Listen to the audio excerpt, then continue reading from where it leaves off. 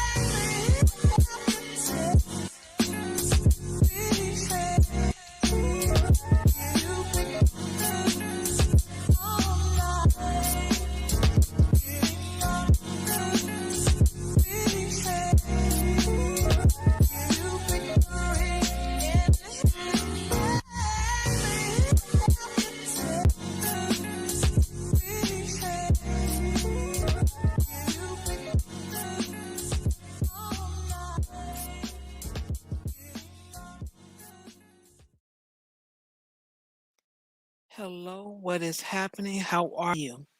I hope everyone is well. Thank you so much for coming. I definitely appreciate it.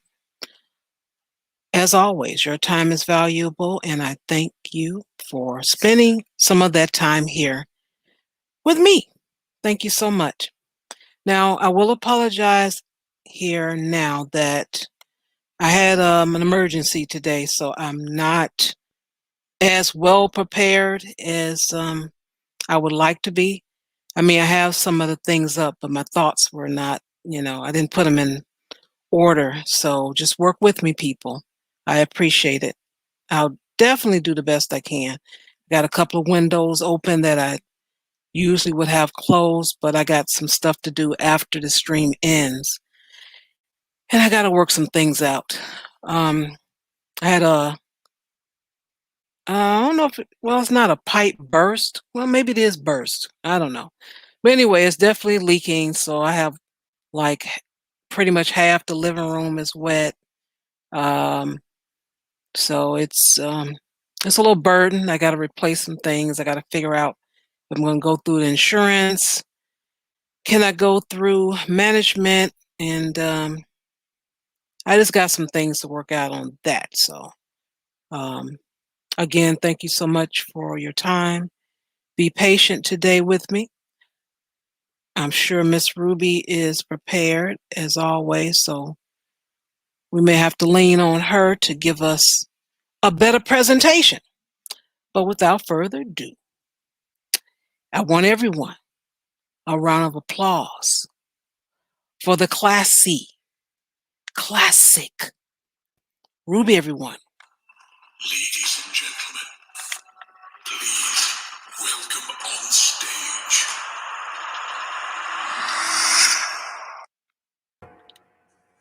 Hello. Hello. Good evening. Good morning. Good night. Wherever you are seeing us around the world, we love you and we are so happy you are here. Soon you won't have much else to do if you live at least in the northern hemisphere, since a lot of us are getting shut down. But let's celebrate with our final, 2 days of freedom with a little bit of strange news. Yay! And yes, Char, first of all, girl, I feel you. I have had that busted pipe situation come and ruin my life. Okay? Yeah. Oh my God. My pipe burst behind my wall and it actually went underneath the hardwood floor, the laminate flooring. And I knew there was something wrong, but then I was like really, really sick, couldn't get out of bed sick. And by the time I went back into the basement, because I was the handy one, the floor was so squishy when you stepped on it, it would squish as you stepped, and all of the floorboards were cupped up. Oh my God. Oh, Yeah, I feel that's your pain. and it's a lot I'm gonna have to go through because this is gonna go on to Monday. So Mhm. some emergency this is, but I'll work with it. I have no choice. And I'm telling you, a lot of plumbers, I know my mom's husband's a plumber. A lot of plumbers are out of work right now. Because even like complexes and stuff that have like a force of different, electricians, plumbers, and whatever, they have cut down on the amount of people they have hired because of COVID. Money issues and whatnot. So, just the delays. I'm thinking in general, it's so much, but that's like at regular times. This is even regular times. Like, oh, what a nightmare. Oh, I'm so sorry. That sucks.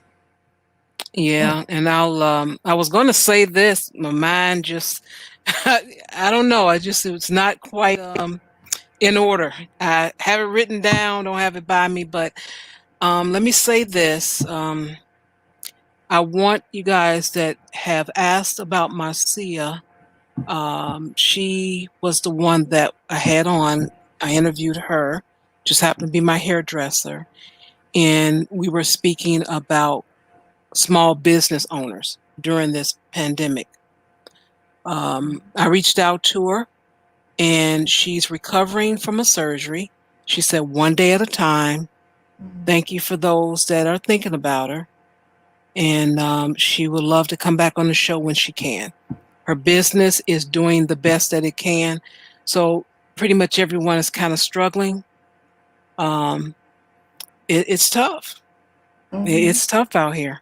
It really is. So um, I hope you all can do the best you can because we never faced anything like this, Right. Even though you may be healthy and ready to work, the place where you worked or the business that um, you had is suffering some type of way a lot of times. So Mm-hmm. um, just keep your head up. That's what I have to say. We're going to make it, everyone. We're going to make it. Oh yeah, of course. I mean, that's the thing. We're all flipping out right now because we've never been in a situation like this. We've never seen anything like this. We kind of can't see the light at the end of the tunnel because we've never seen what that light looks like before. But y'all, listen, we're gonna get through this. I swear humanity has been through worse with far less technology, far less advancement in science and understanding of disease and whatnot, and they've made it through. So if they can make it through, we can make it through. We're gonna be all right. That's right. Mm-hmm. So I'll go ahead and go first and kind of stumble through this. I have about, I think, 4 or 5 windows of this Kyle Rittenhouse that was released today. Yeah, so let me pull that Okay. up. Share screen. And I got to figure out which window because, like I said, I have so many up. Mm-hmm. And I was going to put it together how I was going to do it. And then I'm like, wait a minute, what is this? And I'm so glad that I didn't run the vacuum over this wet carpet. Mm-hmm. That's Oh how I boy. found out, actually, because it's, started off in the corner. But once I pulled my area rug back that I bought, that's when I'm like, oh, this been going on for a while. Oh wow. Oh, thank God. Yeah. The headache with that alone. Oh, yeah, seriously, right? I mean, everything happens for a reason. It's stressful that you had to find out last minute suddenly like that, but you could have found out in the worst way, right? Now we know. Okay. Mm. Yeah. Let's see. I'll start off with this one. I think everybody heard about it. And if not, here you go. The Kenosha murder suspect Kyle Rittenhouse posts $2 million bond, no longer in custody. Mm. Just a young man that was going around with the shotgun, 17 years old. And yeah, he's no longer held Uh-huh. in prison. Where is okay, I lost the screen. Wait a minute, give me a second. So I did a copy paste. Oh Lord, where is it? Mm-hmm. All right. So to be clear, this is that kid that was walking around with the shotgun, and all of those like big troops of police and whatever drove right by him, like he's an innocent kid. There's nothing abnormal about him, right? If this is the that, kid we're talking about, that is him. perfect. All right. That is Just to him. clarify. Yeah, that's him. And let's see. Kyle Rittenhouse, the Illinois teenager charged with killing two men during the Jacob Blake protests in Wisconsin this summer, made bail on Friday and walked out of jail, officials said. McPillow Incorporated founder Mike Lindell and former Silver Spoon child actor Ricky Schroeder played key roles in putting us over the top in the upcoming with up ugh, in coming up with $2 million of bail, according to Rittenhouse defense attorney Lynn Wood.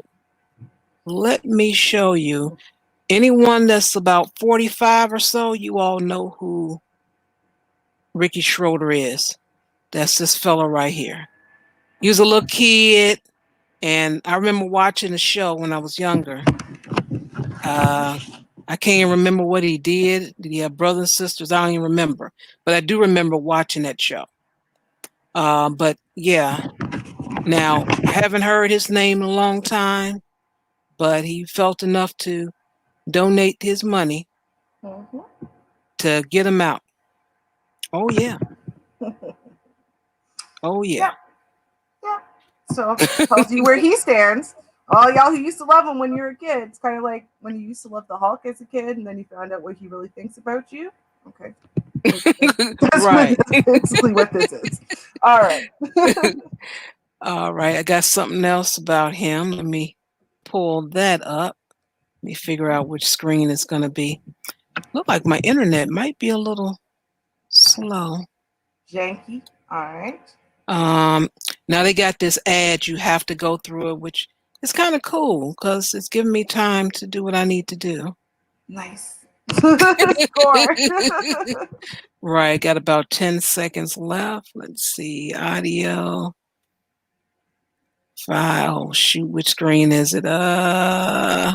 Lord, I don't remember what's. I think it's Oh this one. no. We're gonna guess. Let's see. Yep. Yep. There we go. Nice. Oh, it made the commercial. I gotta play it again. I guess they say you weren't on it, so Yeah. you have to suffer through this commercial. I don't want to suffer through the commercial. Oh well. Make me suffer. You know how Yeah. they do. Ads on top of ads. The ads got ads. Got to make their money somehow. So, That's true. right? That's true. Tonight, Wendy Rittenhouse speaking out for the first time on camera. I will not give up till Kyle comes home. Her 17-year-old son, Kyle Rittenhouse, charged with first-degree intentional homicide, which carries a life prison sentence. Authorities say the Antioch teen shot 3 protesters with an AR-15-style rifle, killing 2 of them during violent in Kenosha. He didn't do nothing wrong. He was attacked by a mob. The shootings happened back in August during the unrest that followed the shooting of Jacob Blake by Kenosha police. The single mom of 3 tells me her son went to Kenosha that day to help clean up. She checked in with him just moments before police say Kyle opened fire. The last text I sent Kyle was like, "Where are you at? Are you okay?" And he said, "Yes, I'm okay," doing medic. That was like at 11:30. And I fell asleep. And about 15, 20 minutes later, I just jolted out of my sleep, knowing that something was wrong. We had to go find him. Rittenhouse's lawyers say he was acting in self-defense, claiming the armed teen was under attack. This video shows Rittenhouse running away from a group of people after prosecutors say he had already shot and killed someone. The video clip shows Rittenhouse falling down before firing his AR-15 again. If he didn't have that gun, he would have been dead. Provide medical attention to people that need it. Family members say Kyle wanted to be a cop, carrying around a medic kit with him wherever he went. He had the Blue Lives Matter shirts. He had Blue Lives, he respected them. He's respected the law enforcement. Miss Rittenhouse pushing blame on city and state leaders, who she says let the situation get out of control. Rittenhouse was staying at this juvenile detention center behind me, but has since been extradited back to Wisconsin. He'll have to post $2 million cash bond to get out of jail. His family plans to post. And they did. And they did. And others. Now, Mama said he didn't do nothing wrong. That's what she said. Now, what ended up happening, he's walking around with he lives in Illinois. Did I get that right? He lives in Illinois. He took his butt to Wisconsin. 17 years old, middle of the night. So you just texting your son? You all right? Yeah. What's going on? What's going on with that? Somebody please explain that one to me. Right. Like, no. I'm sorry, just no. Like, this is the most ridiculous defense ever. He only is alive because he had that gun to defend himself from the mob that was chasing him because he already shot 2 people. Thank you. Like, she left that part out. Right? She left that out. She didn't say, well, he wouldn't have been, it's good he had the gun after he shot somebody and then they attacked him because he wouldn't be alive. That would have been the way she should have said it. But no, she didn't say that. Oh, no. But I also want to say, why nobody, I looked. Well, I didn't look thoroughly, so I take that back. But I did look to see if I find what happens in the YouTube streets where they talking about her, saying she's overweight and she's a single mother and all that. I was looking for it a little bit, like I said. I didn't find it. I was looking for people to disparage her. I didn't see that. Of course not. I was looking for it. No, of course that not. didn't happen. I was looking. I'm just saying. I'm just saying. I find it incredible because again, it's the defense doesn't make any sense because again, if your son didn't have a gun, he couldn't have shot people. If he didn't shoot people, there would have been a mob running after him to kill him, and then he wouldn't have needed the gun to defend himself.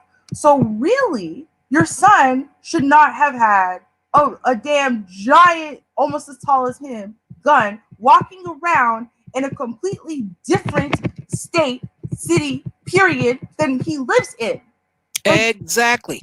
17 years old, out the house after midnight, and you just texting. You got a whole coronavirus going on, and your son is just out and about after a certain time, and that's okay. I'm just curious. What was your son there? Because if your helping with the protest, that means that you're against what's going on, what has happened to a person. But Right. doesn't seem like that was with what his intention was. But yet she's so upset about it. She thinks it's everyone else's fault. She's pointing fingers. Oh yeah. Which Ain't that again, about something? I find it amazing. I find it amazing personally that she thinks it's rational. And even in her explanation, and everyone who's listening to it thinks it's rational, that she has the nerve, this unmitigated gall to say he went to help clean up, just like what, you pick up trash on the side of the road? Is that what he went to do with the rifle? What did he need the rifle for? What part of helping does a minor need a rifle for? Explain. I'm waiting for that Exactly. explanation. And you cannot get it legally. There's no way you could have gotten that legally. And then again, my next question is, why do you need one? Right. For what reason? Mhm. You're 17 years old. You're still in high school. Mhm. Why do you need that? For Maybe exactly the reason he used it. job might be a career. That might be on the top of the list. Get that first, I would think. I'm just saying.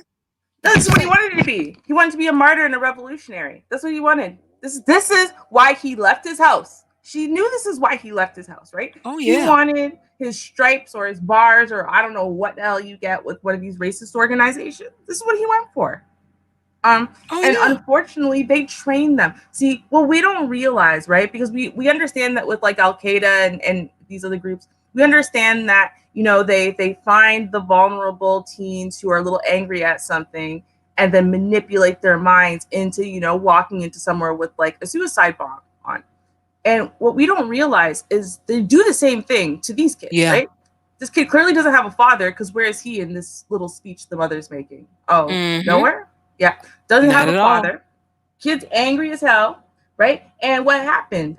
Between the manipulation we know that they're doing on Facebook, where they're pushing alt-right propaganda to some people and whatnot, right? Then he hooked up with the wrong people who got into his ear, got into his head, right? And he started telling his mom to shut up and F off and blah, blah, blah. She just can't control him. She just hopes for the best. She doesn't know what to do, but that's just her baby, right? So when her baby takes a rifle to go kill a bunch of people, right? Then her stupid ass thinks she could just sit there in denial and just pretend it didn't happen. It's just, my baby's a good boy.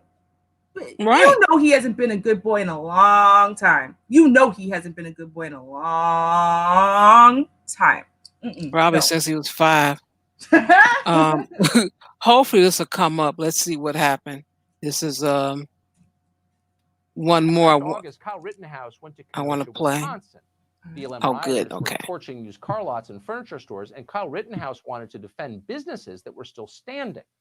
He was on video saying that. Video also shows that several men attacked Kyle Rittenhouse, and he shot them when they did that.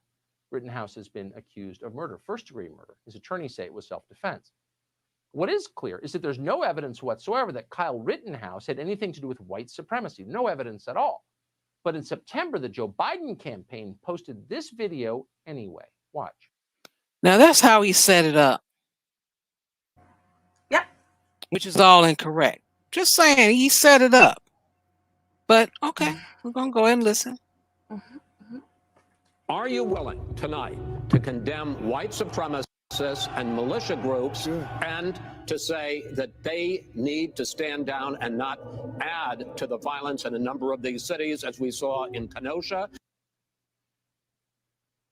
So now the Rittenhouse family is suing the Joe Biden campaign for defamation. Wendy Rittenhouse is Kyle Rittenhouse's mother, and we're happy to have her on tonight. Wendy Rittenhouse, thanks so much for coming on. Thank you, Tucker.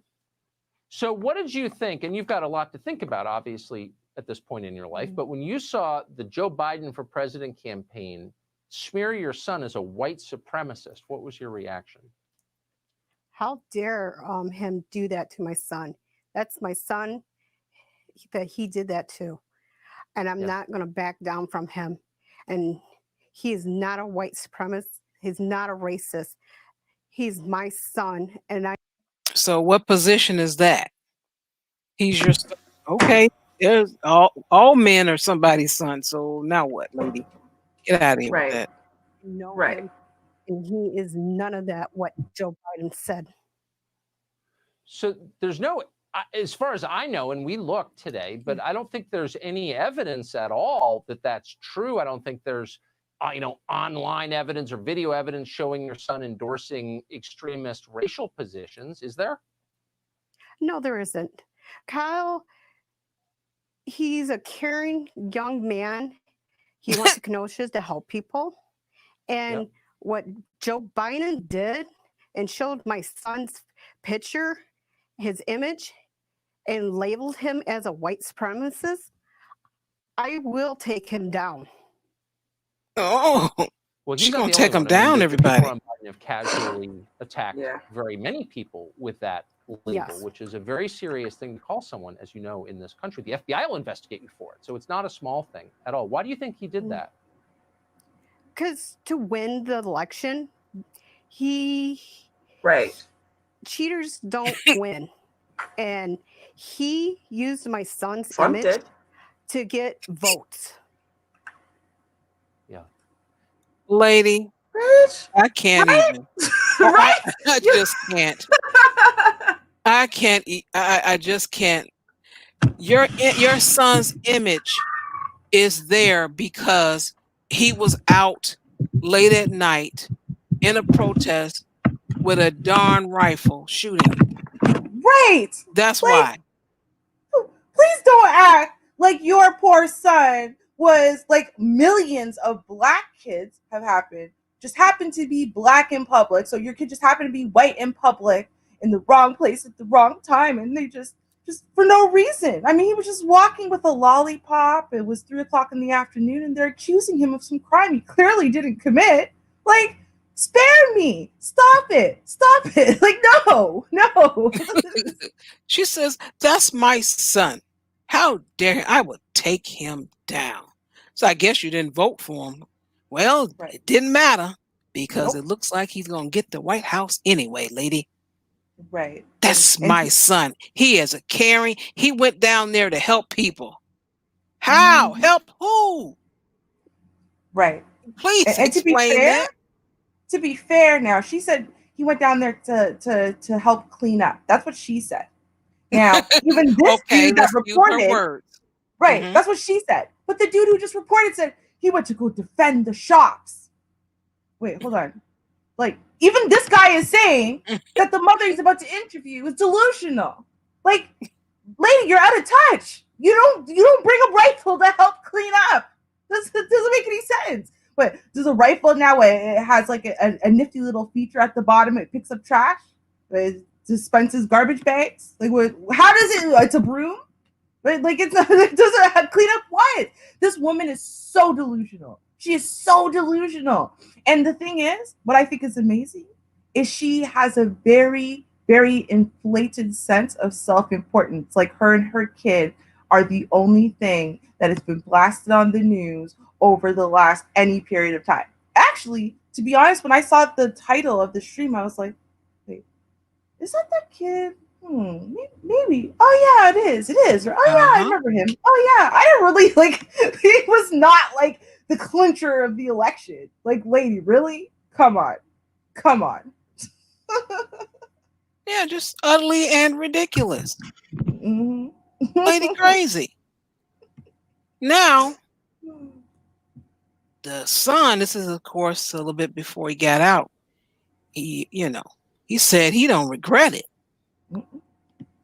This was the day before. He doesn't regret it. Let's see. We hear him.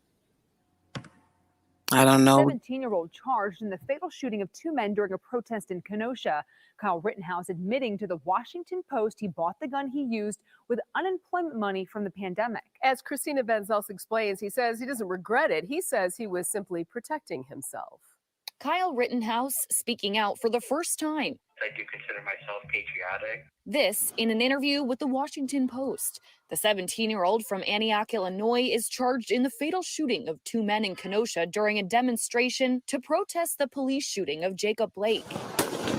Rittenhouse describing to the Washington Post why he brought a gun in the first place. I was going into a place where people had guns, and God forbid somebody brought a gun to me and decided to shoot me. I wanted to be protected, which I ended up having to protect myself. He goes on to explain how he expected the night to go. Just like watching over the business and like providing first aid for like minor injuries to people. His mother, Wendy, telling Fox 6 no one should have been on the street that night. Going down there wasn't a protest. It was a mob. If people was rioting, looting, destroying Kenosha, burning it down, that wasn't a peaceful protest. While Rittenhouse is charged with fatally shooting 2 men and injuring a third, he tells the Washington Post he was protecting himself. I don't regret it. I feel I had to protect myself. I would have died that night if I didn't. Christina Van Zelst, Fox 6 News. Christina, Yeah, maybe you needed to. Now, Mama did say nobody should have been there, but your son was there. Mm-hmm. That's what she said. Right. I heard her. Mm-hmm. That's what she said. I heard her. So, all this flip-flopping, and they love that protecting myself. Right. Why doesn't that work for anyone else? I mean, let's be real here, right? Okay. So I'm going to give her, in her inbred looking self, a little bit of credit. I'm going to. Okay. Right? No, she does look inbred. I'm sorry, she does. I'm not saying she actually is. I have no confirmation of that, to be clear, right? This is not slander to say what she looks like, right? Okay. Now, with that being said, I'm going to give her credit because that is her kid, right? And we have heard mothers of people who have committed far worse atrocities be just as down for their kids. Why? Because it's your kid, right? So your kid, you could have watched your kid do something just disgusting, horrible, and still you will separate that action from your child and say, my child did a bad thing. He is not a bad kid, right? So I want to understand the hypocrisy now, because I'm sure if we ask her about the millions of Black boys, this was in the last couple years alone, that have been criminalized by the media for doing far less than bringing a rifle as minors into a crowd of peaceful protesters and shooting and killing them. And then they're called criminals or called gangsters. I'm sure if they ask her, she'll say that those are gangsters or criminals, they're predators or whatever, right? So I want to understand the hypocrisy of these people, that they can look at this kid who intentionally went out of his way to go and kill the middle of the night, right? In the middle of the night, right? And that's okay though. He's just a kid. He's a boy. He's not at this. He's not at that. Come on, he's just a boy, right? Boys will be boys until it's someone else's kid, someone else's racism kid, right? I just want to understand the hypocrisy. Explain to me how you and your little evil kid are not racist inbreds, right? He just did a bad thing. But when someone else's kid does something far less bad, like, I don't know, say looting, right? Because that's what he went to go murder people over, right? Is looting. So that's theft. So it's bad to loot. You are a horrible criminal who deserves to be shot with a rifle by a minor for looting. But it's okay for you to shoot non-looters with the rifle and kill them for existing on the street because you have a difference of political beliefs. And then that doesn't make you a bad person. Okay. No, according to them. Got it. Yep. It makes perfect sense. You know what? Listen, you cleared it up for me. They're a bunch of hypocrites. Got it. Exactly. Right? Like there's nowhere else you can go with this story at this point except to say you're a hypocrite, you're a liar, and I just want to point out to everyone who listens to talk about our children, how other races of mothers. Hey, listen, you see the same thing across the board. Okay, you see the same thing across the board where some of these women, especially, I don't see a lot of non-white children tell their parents, their moms to F off and call them, the B word and all kinds of things. I don't see that very often. I honestly don't. I do see it a lot in this population of people. I really do. So that should tell you something. That's all I'm saying. Maybe instead of judging us, y'all need to start judging yourselves. That's all I got to say about that. That's right. All right. Well, this is fun. So, where do I go from there? Where do we go from there? There's just so many places I can go. You know what? I'm going to start with some horror. I know Halloween passed, but hey, this is when I found the story. So this is when we're going to read the story. All right. Oh, wait, hold on. Let me make sure I'm going to the right screen. I'm technically on one side, I am over prepared. On the other side, I'm under prepared because I have so many different things I could choose from. And I'm you know what? I'll wait and see what Char does. And then I'm going to kind of go from where she goes. But then I didn't do any of the Trump nut insane people this week. So, okay. Yeah, right? I know. It's funny. But okay. So what we're going to do is we're going to talk a little bit about steak. Yeah. Now, that might not sound exciting at first. I understand that, but y'all know me. So, let's pull this little picture up. You got a nice little quote here. It says, cooking is all about people. Food is maybe the only universal thing that really has the power to bring everyone together. No matter what culture, everywhere around the world, people get together to eat. You can see here, hashtag cultivated meat, hashtag clean meat, hashtag kitchen tissue engineering. So as I'm sure you can tell by those hashtags, this has to do with you being able to basically grow your own meat inside of your own kitchen. That's cool. And so now a little issue, there's a caveat here. So this company is called Ouroboros Steak by Andrew Pelling. And I'm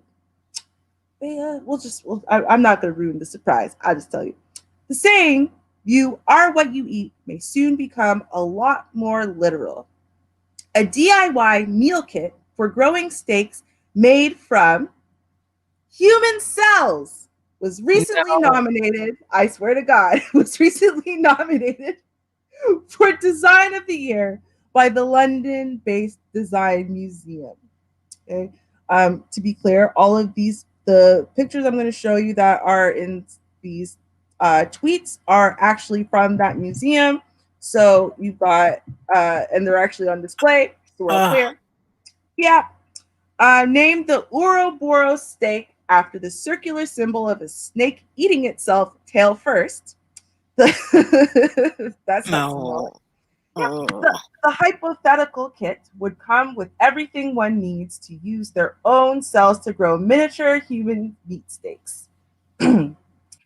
People think that eating oneself is cannibalism, which technically this is not.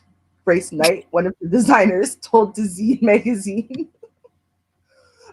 Now, before you go running for your wallet, I don't know, this isn't the New York Post, I swear to God. Before you go running for your wallet, does anyone currently feel compelled to run for their wallet? Yeah, no, this isn't a product available to buy. It was created by scientist Andrew Pelling, artist Orkin Telhan and Knight, an industrial designer on commission by the Philadelphia Museum of Art for an exhibit last year. Growing yourself ensures that you and your loved ones always know the origin of your food, how it has been raised, and that its cells were acquired ethically and consensually. A website for the imagined product.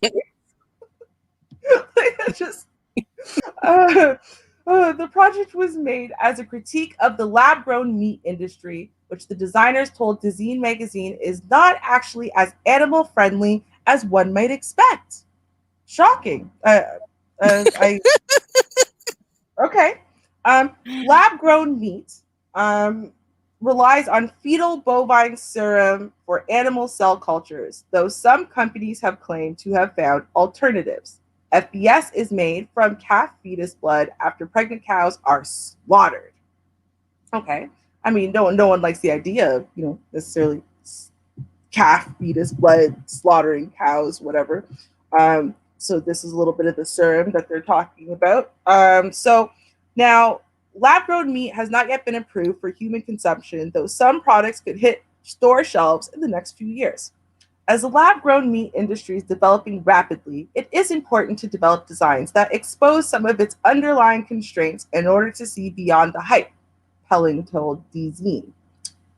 So, growing an Ouroboros steak would take about 3 months using cells taken from the inside of your cheek, the magazine reported. For the collection of the sample steaks on display in the museum, the team used human cell cultures purchased from the American Tissue Culture Collection and grew them with donated blood that expired and would have otherwise been destroyed. They preserved the final products in resin. Expired human blood is a waste material in the medical system and is cheaper and more sustainable than FBS, but culturally less accepted. Shockingly. So, I mean, okay, listen. I'm really over vegans and their concern for protecting animals at all costs, I feel goes to a more and more ridiculous extreme every year, right? I mean, if you think about it, right, you look at this, tell me what you eat and I will tell you what you are, right? So this is preserved in resin, but this is actually literally human cells. And they preserved them at various stages through the growing process, and then literally created an actual steak out of it. And you can actually make a steak. And I think, I mean, they must have said it's not technically cannibalism to eat yourself, I don't know, countless times, right? But so what do you do then for a whole family? You just take a swab of everyone's cheek, like each individual person. That way they're only eating themselves. Make sure you label it correctly so that way you're not eating other people and then it's not cannibalism. Like I don't. I like to know who funded this because there's some things, some diseases out there that can use some funding to help find cures. So if this wasn't in a basement of someone's home, spending their own money, then I need to talk to the government. Right. And I mean, so far as I can see, it seems to just be kind of like research based, currently, at least funding wise. And it seems as though this is a cheeky little slap at, again, from vegans to meat eaters, right? Oh, well, you guys are saying the problem because I mean, there's a problem. There's a problem, whereas if the entire world was fully developed, right, as first world, AKA, we would not be able to sustain feeding everyone. And the dent we are putting into the planet with just feeding the current first world countries is detrimental. So it becomes down to we got to find other solutions. This is why vegans are going vegan, right? Not understanding that, hey, not everyone has the money and lives in a place where all of the correct proteins and this and that via all the different types of beans and this and that, whatever, are being shipped to them, and then being able to afford the multivitamins that you need to supplement that type of diet, right? So, it's like, I guess it's a slap at meat eaters in a way on one side, but on the other side, it seems like it's something that is picking up traction, like as a real idea that might actually get pushed. So. Okay. It's getting strange. You're welcome. You're welcome. Yeah. Well, I have my next article is about food, and it's a happy story, I think. It's about sharing food. Ooh. For the last several months, refrigerators displaying colorful artwork have been popping up all around the city, offering fresh produce and other free food items in areas with food insecurity. It's a concept this former Chicagoan says he discovered while living in New York. A photographer and musician, he called on friends in the art community, and together they created a way to share food and spread love. Ramon Radius Norwood, he's one of Chicago's very own. You know the old adage, love makes the world go round? Ramon Norwood takes it to heart. Love is abundant. That's where everything moves and flows. We wouldn't be here without love. It's all about love. It is that passion that drew him to form the Love Fridge, multiple refrigerators stationed throughout Chicago neighborhoods, designed to ease food insecurity 24/7 to anyone in need. Anybody can come drop food or take food. It's not discrimination for anybody. Norwood, whose nickname is Radius, came up with the idea of citywide open refrigerators after a visit to New York last summer. In Brooklyn. And I went for a walk to one of the ones in the area called the Friendly Fridge and stocked it up and asked them, how do I get this started in Chicago? Radius is all about healthy eating, and with this pandemic, he thought it was the perfect time to bring the fridge concept.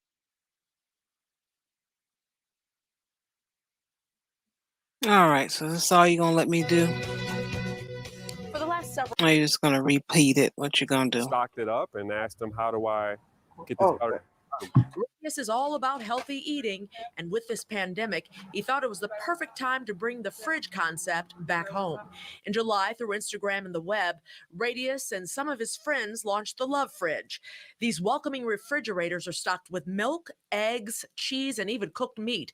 But the real focus is on supplying fresh produce. Mostly plant-based, and a lot of reasons for that is outside of my own. A lot of us are into that. We want to promote a more of a healthier, conscious living. And a lot of the communities that the fridges are going in are known as food deserts. Anyone can donate food items within the guidelines. He's also formed a partnership with various companies like Imperfect Foods and Kitch Fix to help stock the fridges. With 18 of them throughout the city, a volunteer team manages each site. Stone Temple Church is the host here in the North Lawndale neighborhood, using fresh veggies from the church garden to fill the fridge. It just makes my heart bubble to see people feeling free, no judgment, no condemnation. You just come, get the food, take it home to your family. A photographer by trade, he thought the fridges need a little pizzazz, so he offered a blank canvas to his artist friends to work their magic and showcase their work to the community at the same time. Beautifying the neighborhood is an important thing for everybody. I think there's a lot of focus on certain areas of the city, and it's just like with the fridges, serving areas that have been underserved in nutritional ways. It's really important to serve those areas with art. These refrigerators are powered by the hosts, but the underlying message is powered by kindness and love. It is what it is. It's a love fridge, and people can feel the love when they go in, feel the love when they're taking the products home. The strategy has worked well so far, and he's blown away by the generosity of people in the community. His focus now is sustaining the refrigerators throughout the winter. I'm very grateful, inspired every day. You know, we are a very strong, diverse team, and it's just beautiful to see people come from multiple areas of the city with their multiple backgrounds to put their energy and their time into this voluntarily. In a time when the universe seems so divided, Norwood says he feels good that this is something that can bring people together from all walks of life. You can spread love this way. You got some crazy karmic debts to deal with, go buy some food and put it in here and watch how you feel after that. Ramon Radius Norwood, he's one of Chicago's very own. I thought that was a nice story. Young man came up with the concept after, he saw it in New York and said, hey, he teamed up with some other places and churches, and they're like, okay, we could do this.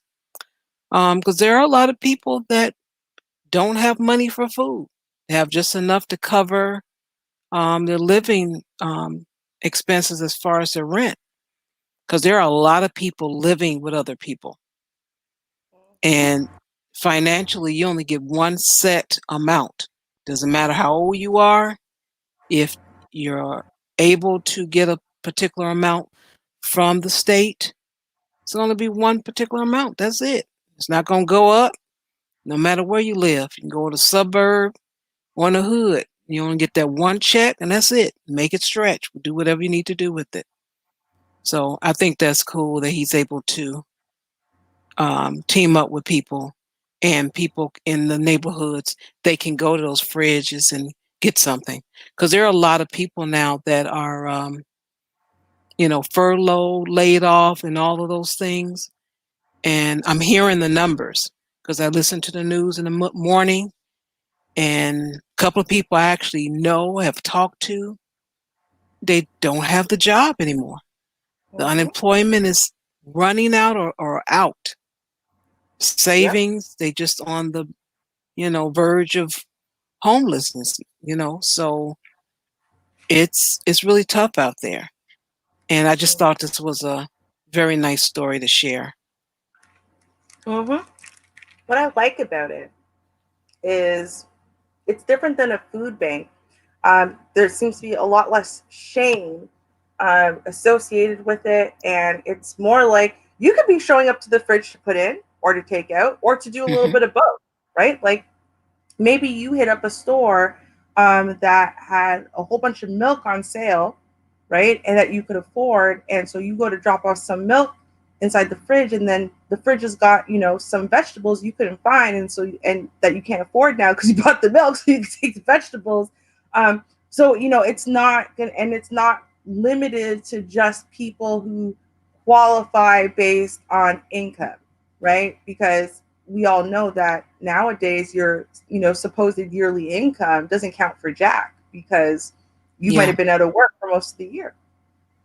You might not technically qualify for, welfare or food stamps and stuff like that because technically you made too much in the first few months of the year for you to qualify for the whole rest of the year, or you made too much on your tax return last year to qualify this year because they've decided that you're fine, or they decided that you work for somewhere essential, so in theory you should be working even though you're not, or something.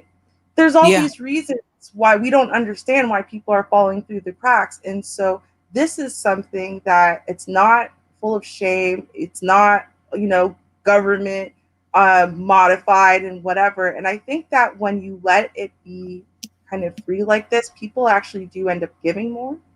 And they do actually run by the honor system. I do think the honor system works depending on what it is. And something like this, I think it's going to work way better. Yes. Yeah, that's awesome. I've never even heard of something like this before. That's a really amazing story. Yeah, it was really touching when I saw it yesterday. I'm like, I gotta use this one. I hope this gets around, and other communities start picking this up. I mean, let's put it this way. Christmas is coming up, and, a lot of places, including here, are going back into lockdown for 28 days. That's until December 21st, minimum. So a lot of things are going to, and here it's, dead of winter. So you've got snow and this and that and whatever. People who've had to park their cars, who can no longer drive now, who don't live close to grocery stores, all kinds of things. So, hopefully this idea kind of catches steam. Because I think it would be a really good idea, because I might not have cans, right? I mean, not for anything, but I'm not trying to give up my cans either, because limited resources is COVID for me too. But the idea that I might be able to pick up a bunch of stuff on sale or something, or buy something and be like, you know what, I don't really want this. And instead of returning it to the store, I'll bring it to here instead, just because I can't just drop it off easily. It's a fridge, so it's not just canned products. It's not just flour or stuff. You can actually put perishables in there. Like I love the idea. It's so good. Yes. Salute. Every once in a while, humanity does something good. Okay. Let's be proud of humanity for 5 seconds before we're sad at humanity. I'm going to make us a little sad about humanity. Not in a scary eating yourself kind of way, though.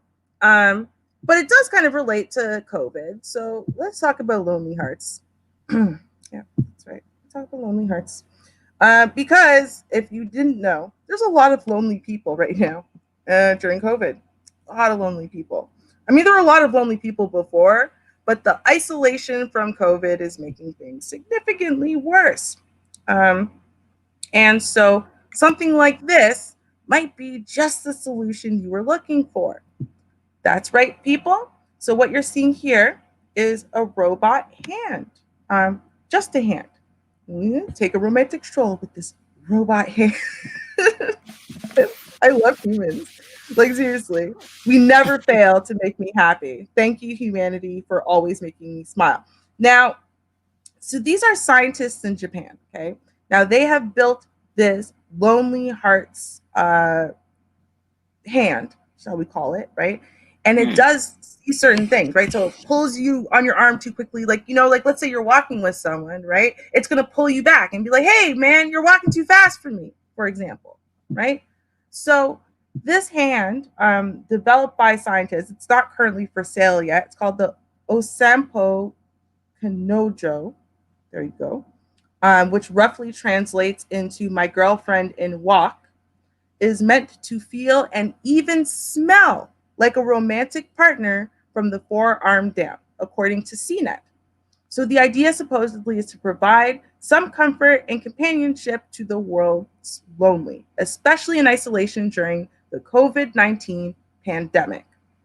Okay, so couple features here, right? So it gives you sweaty palms, right? It clasps to your forearm, so you don't have to constantly be holding the hand. You can let go if you need to do stuff. It clasps to your forearm, but it will squeeze your hand back if you squeeze it. The palm kind of feels a little bit, like a normal hand. It's not just like, weird robotic kind of hand. And then it also can play, like it has a speaker built in, so it can play the steps of a partner that's walking with you.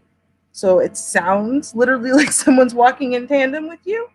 And currently, this robot hand is female, so it vents out the smell of female shampoo and perfumes. Why is it female first? Well, honestly, the loneliness issue is actually a lot higher in men. Not surprising, because women are better at seeking out social validation and socialization if they need it from other people, right? And that's what they've been doing. They've been reaching out and, finding friends and whatever, and you can cry to your girlfriends and whatever. Guys can't really do that kind of stuff. So, they kind of figure they'll make the one for the men eventually, but the one for the women, they make the one that is a man eventually, but the one that is women, that is their highest priority. And the one that's for women to hold will be basically the same, only instead it will do, it'll vent out cologne. The footsteps might be a little bit heavier to mimic a man's footsteps. But yeah, so this is one of the ways they are trying to beat loneliness, especially in the wake of COVID, is here you go. You don't need to actually make friends or social relationships with people. You don't have to bond or connect with new people. We are just going to give you the simulated experience of what it would feel like to have someone hold your hand as you walk through, a busy downtown place or whatever, so that way you don't feel quite so alone. Okay, well, I don't have a pension. I kind of talk about that, and I try to find ideas and ways to fund, this pension that I don't have. So, listening to this story, it sounds like a business idea that, you can charge to be, a companion, like $50 an hour. I don't think that's too much. I wear, different scents anyway, so, it's not going to cost me anything extra.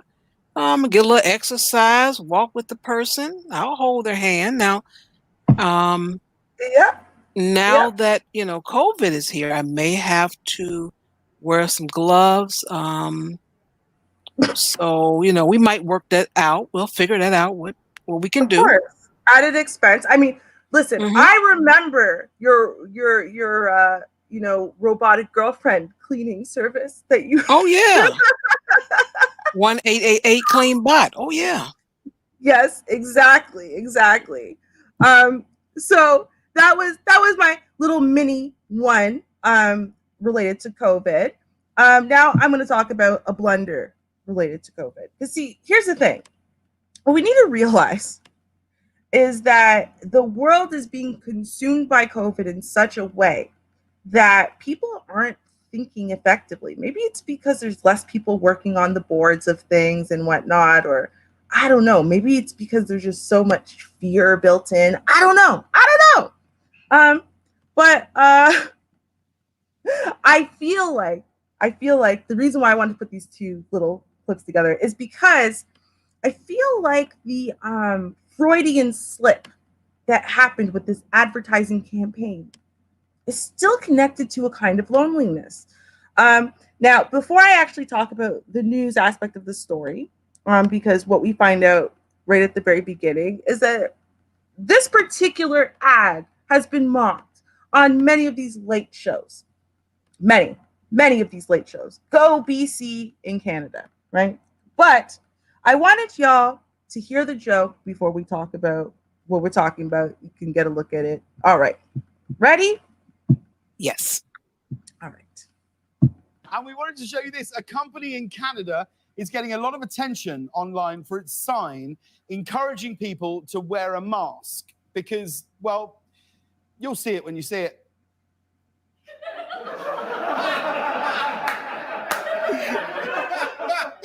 Sorry, I can't hear. I've got a penis in my ear. I mean, talk about graphic design, right? It's a play on words. Should we see the sign again? Look at that. That's again. Susan, did you see it? All I heard was Susan go, "Oh!" How did you not see it, Susan? He's got a giant in his ear. I say giant. I consider it an average penis, but I wanted to show you this. A company in Canada. Now, to be clear, right? It's not like they proposed this first, right? And then during the proposal, they realized there was a problem. No, they launched it first. This is the side of a fairy already, okay? They had to have this launch and have other people notice that there was a problem with this new signage for them to realize themselves, right? And so this is actually BC ferries. They have a mandatory mask policy now, and so this is their mandatory mask policy sign. And so obviously they are saying that at some point they are going to change the signs, but there's literally no projected time in sight. Remember, these signs are all already up all over BC ferries. And so as you can see, what they meant for this to be, this is the mask. This is a person's ear. Here's the string of the mask going behind the person's ear. Yes. And somehow they missed what this could very much be portrayed to be. Like, it's not even like you'd have to draw your own connecting lines somewhere for someone to get the picture. Like, the picture is very clear. So, yeah. Right? Like, I mean, well, you can kind of, it depends on what's on your mind. If you have nothing on your mind, you may not see it. You got something on your mind, you may see it. You know what? It didn't take long for me to see it, though, to be fair. Did not take long at all. Now, at the end of the day, this jerk, right? Because I mean, maybe it would have taken a lot longer, right? But this guy here, Peter Meisner, he's the person who called it out. November 13th, he noticed it and he went, "What in the world?" And he took a picture. He saw it. Like, it's not looking good, right? He saw the picture out there. This is shiny reflective metal. It is everywhere. Your kids, your teenagers are seeing this sign in BC and are walking by it. No one's covering it up. They're not taking the sign down. Eventually, at some point, they're going to change them out. They don't know when. But I'm just saying, I feel like this is like that Lion King scene. Y'all remember the scene in the Lion King where when he flops down on the dandelions, at some point, if you freeze frame the little dust bunny things from the dandelions, if you freeze frame it at the right place, you can literally, it clearly spells out SEX. I feel like this is one of those things. People are just so lonely, right? So they're designing this and they kept tweaking it till it looked perfect, and they didn't realize the Freudian slip their brain was making, saying, man, do I need some D. I am See? so lonely. My bed is so cold, right?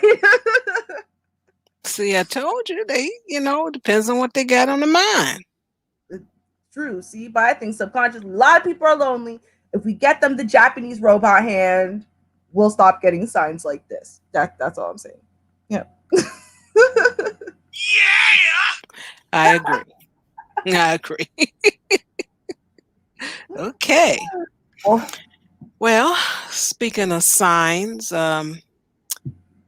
I don't get what this is about. Well, I do, but I don't. Let me share what I'm talking about. This is a sign that I think Dr. Fauci will be fired. He's telling everyone that Santa Claus is immune to COVID-19. Now, I get why he would say that, because he wants the kids to, look forward to Santa. However, you're just lying. You're saying it's a such thing as a Santa Claus. Everybody do their own thing. I'm glad my parents didn't lie to me and just say, it didn't exist. But okay, you want to play in a game, that's fine. Do your thing. Right. But what can potentially happen is there could be people dressing up as Santa, people going out, getting on the laps and all that kind of stuff, and spreading stuff like COVID-19, only because Dr. Fauci said Santa Claus ain't got it. So I'm thinking you're going to hear that in the future. You're going to hear a report that it happened only because of Dr. Fauci. That's what I'm thinking. It's going to happen. But to publicly say that, I think that was irresponsible. So that might be the last thing you hear from Dr. Fauci before he's fired. You know what, though? I mean, on one side, right? I get your point, but I feel like there is a difference. Like even kids who are like 4 understand the difference between the magical Santa who visits, everyone's home all in one night, and this magical being you never actually quite see and blah blah blah, versus the mall Santa, right? The mall Santa, like, it can't possibly be the one who's traveling around your home all in one night. So it's like, are we clarifying here? I mean, don't we attribute magical powers to magical beings that we've created? The Tooth Fairy, Santa Claus, a whole bunch of people who break into your house, right? Technically, to do things for children. Don't we separate those people from, actual humans who break into our homes, right? I don't think any kid sees a random woman break into her, like, home, who doesn't look anything like a fairy flying around with wings, and it's like, oh, this must be cool because the Tooth Fairy's allowed to do it. You know what I mean? Like, I don't think that really happens. So on one side, I get what you're saying. On the other side, I'm like, he's a magical being, though. Of course, because they're trying to. Because how else do you explain why it's okay for Santa to still deliver presents this year? Or do we just, this is the year we take Santa away from, Christian culture forever, because we kill the idea of Santa in every child's head from 1 year old on. There is no such thing as Santa. We've been making him up the whole time. So you're still going to get presents because you and I are allowed to live inside the same home, so I can bring them here. Like, because that's the only thing you can do, short of saying, well, it's okay for Santa to come because he's a magical being. He's not like a human. He's a magical being who exists outside of time, space, and humanity. And so therefore he can't catch COVID like everyone else because we're humans, you know? Humans catch COVID. Magical beings, I don't know, they catch magical being syndrome, which is not COVID, right? And we can't catch that anyway. So you're all right. Like, I don't know. Like, you know what I mean? Like, Yeah, I don't know either, but I just know those people that's going to go out there, them suits on, and have these folks sit on their lap and all of that. They're going to be out and about. And they're like, oh, he ain't got it. He can't get it and all that. And it's just, I just think it's a little irresponsible for him to publicly announce that as a doctor during this pandemic. I mean, he can have his opinion like, well, I don't think he can, you know, have it. So my kids are going to still get presents or something like that. But that was just a bit much to me, my opinion, and I'll leave it like that. I mean, that's fair. And I mean, was he saying it in the reference to, you know, the Santa who visits you on, you know, the night of the 24th, or was he saying it in relation to mall Santas? Because I do think there's a difference. And definitely for sure we should maybe not have mall Santas this year at all. Just not at all, because how is that in any way, shape, or form safe? There's no way you're in too close proximity to a random stranger that you don't live with, and then that person is going to be in close proximity to God knows how many children every single day. There's no way that's not going to make transmission rates skyrocket. But to be fair, a lot of places, I mean, I think a lot of places are going to follow the trend that, say, like here has, where they're about to shut down again until the 21st. So there's not going to be the opportunity for there to be mall Santas anyway, you know? So I don't know. I mean, I have to hear, I wish I could hear the quote. I would like to hear the whole context. What was he saying it exactly about? Like, I understand Santa, but was it every Santa, the one who's ringing the bell on the corner and the one who's in the mall and, you know, the one you see every other corner and inside of, you know, Macy's and whatever? Or are you talking about the magical being who flies around? Like, you know? Yeah, I it want to goes know. the magical one. Yeah. Hopefully. But I see why. I mean, it's irresponsible, but, you know, on one side, don't we have to not kill magic for children? Like, I feel like, I know some people don't believe in giving their children that kind of magic anyway. Like, I get that part too. But I do feel like, for me, that having that magic has been a very important part of my life.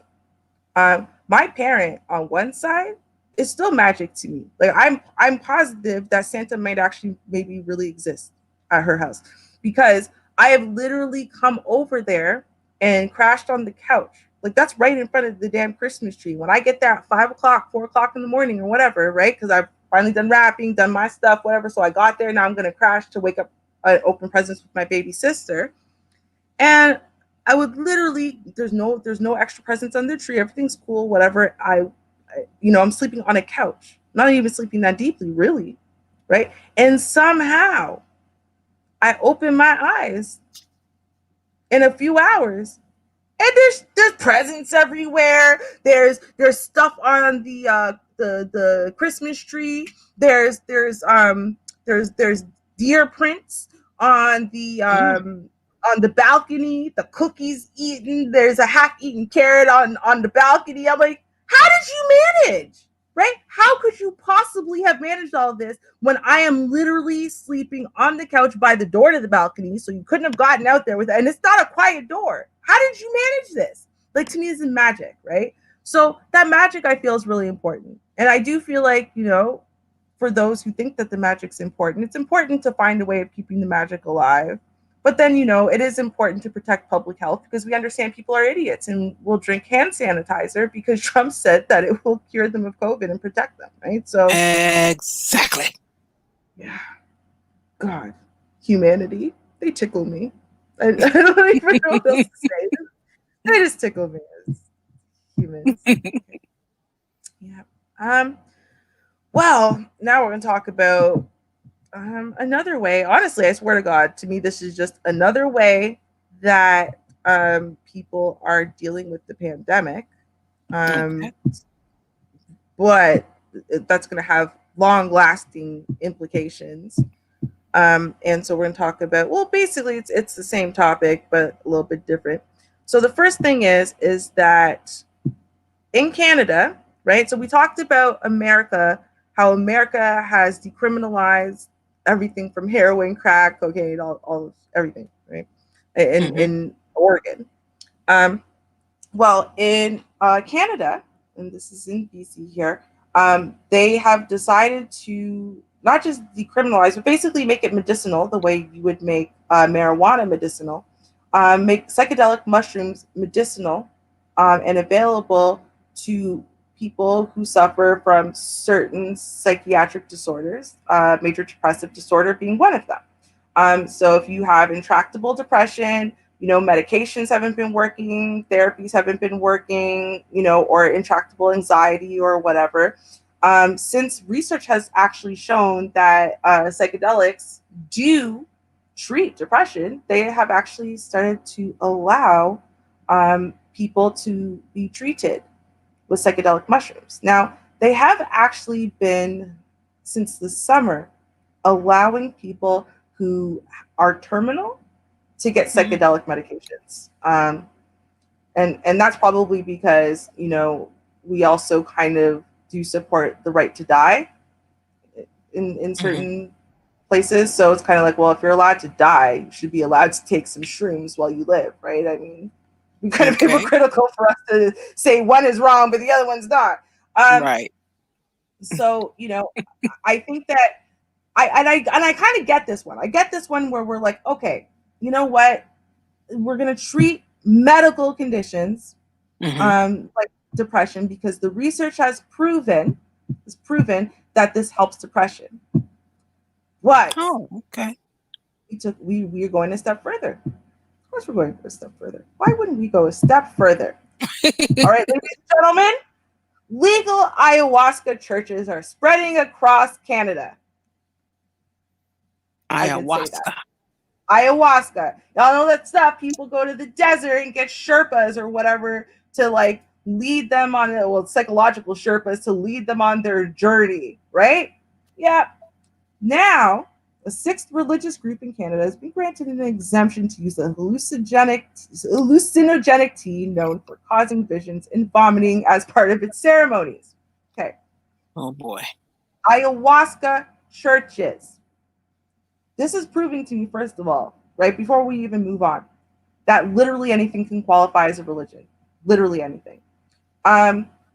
So a church in Winnipeg, Manitoba has just become the latest to get a government exemption to legally import and use daime tea known as ayahuasca. Do you hear how many that was? Six churches in Canada can import and use ayahuasca. That means all you got to do, right? If you like tripping on psychedelics, all you got to do is find one of those churches and join it, and boom, there you go. You can be legally high, and then while you're wandering around the city high on your journey, you can say, well, I'm part of this church. It's a religious experience. Amen. Right?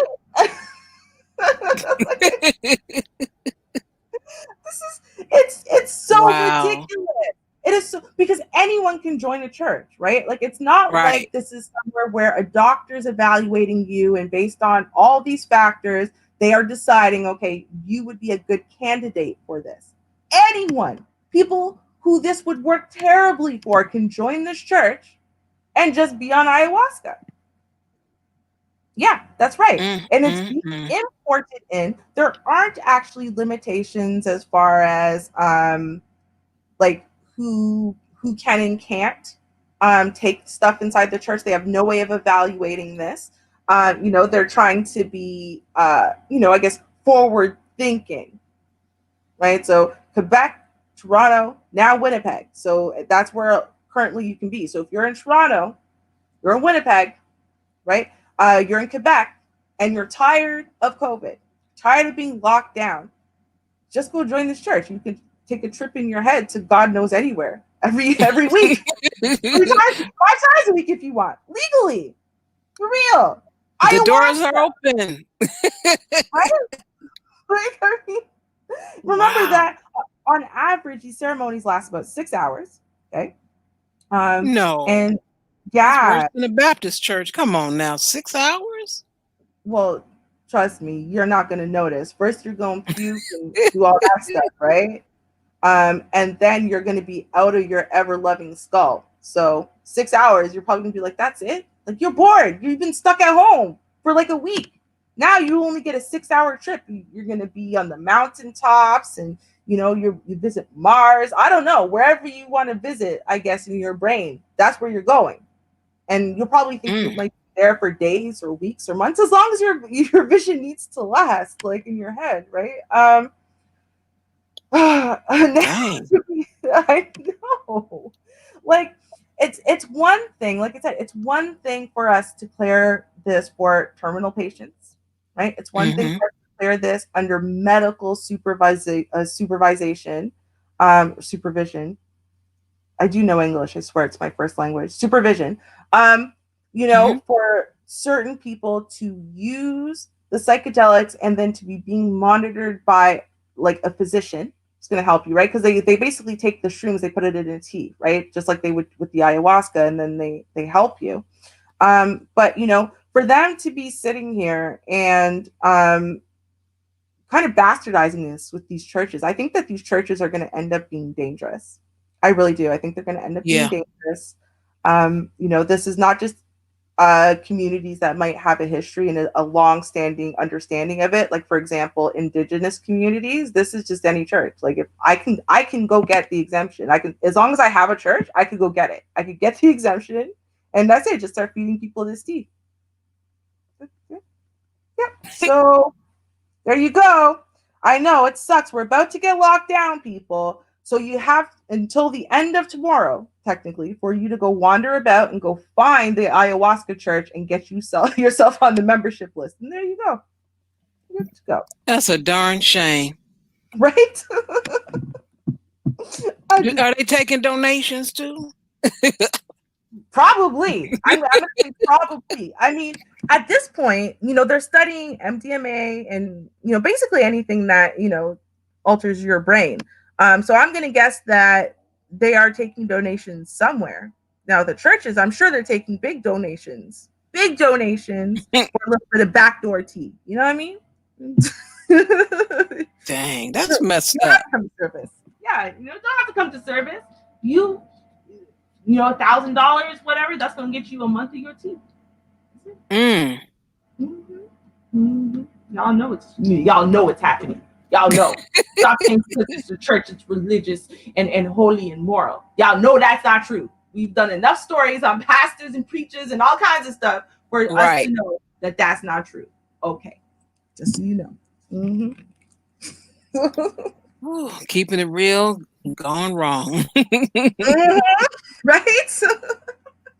That's a darn trying to shame. bring back the era of disco. So you remember we were talking about disco? They're trying to bring disco back. All right. Well, thank you all for tuning in. I appreciate you guys. Hope you enjoyed the show. And let's see, next week is the holiday, that Thursday. I'll show up Friday. Hope you be here. And Saturday. So tune in, everybody. And until then, peace. Cheers, y'all. Join Char Willie and Classic Ruby for their radio show, Keep the Beat. They broadcast every Wednesday night at 9:30 p.m. Eastern Standard Time on CRBJ, Classic R&B Jams. There are discussions of the songs, and that can take you back down memory lane. If you missed the live broadcast, no worries. Replays are uploaded on Mixcloud. So, follow JustAskChar Advice Channel on Mixcloud, and you will receive the notification when these broadcasts are uploaded.